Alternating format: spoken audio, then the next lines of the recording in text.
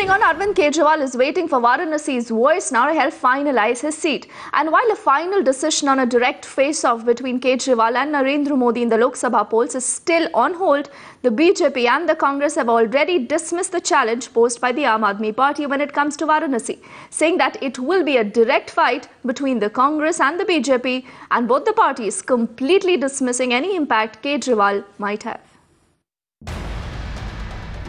2 days after he openly challenged Narendra Modi, party के अंदर meeting हुई और पार्टी ने मुझे कहा कि आपको नरेंद्र मोदी जी के खिलाफ चुनाव लड़ना चाहिए। हम यहाँ पे संघर्ष करने के लिए आए हैं। मुझे ये चुनौती स्वीकार है। the Congress too descending on the Varanasi battleground, dismissing the Aam Aadmi Party as any possible threat. नहीं, ये कांग्रेस का शहर है। बनारस कांग्रेस के साथ शुरू से रहा है।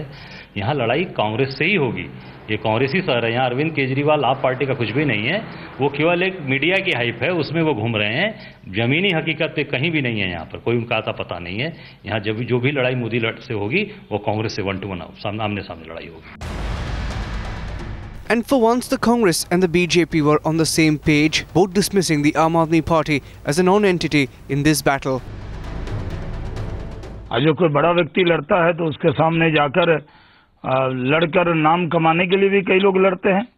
तो केजरीवाल साहब को मालूम हो कि वो तो एक तो दिल्ली नहीं है, बनारस है, और वो शीला दीक्षित नहीं है, वो नरेंद्र मोदी है, जो बनारस के लोगों के दिल पर राज करते हैं और बनारस के लोग उनको अपने पलकों पर बैठाए हुए। देखिए, अरविंद केजरीवाल जी के लिए खबरों में रहना है तो नमो नमो कहना होगा। लेकिन अगर जनता कहे कि लड़ना चाहिए तो फिर क्यों नहीं लड़ना चाहिए? आपने रुख भापा है बनारस का? नहीं, बनारस का रुख नहीं, पूरे देश का रुख भापा हुआ है। और कई जगह ब्लोअर अब बंद हो चुके हैं, कई जगह गर्म हवा आनी बंद हो गई है। Beyond the national players, the regional satraps have paid no heed to the Congress's advice, asking them to opt out of this fight. अगर मान लीजिए 50 सीटें जीत जाएंगे अकेली, तो दिल्ली में क्या हो जाएगा?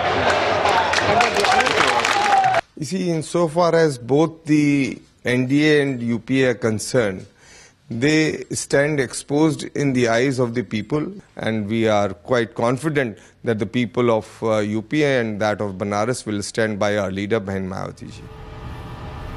They're all putting forward a confident battle-ready front in the run-up to the big 2014 elections.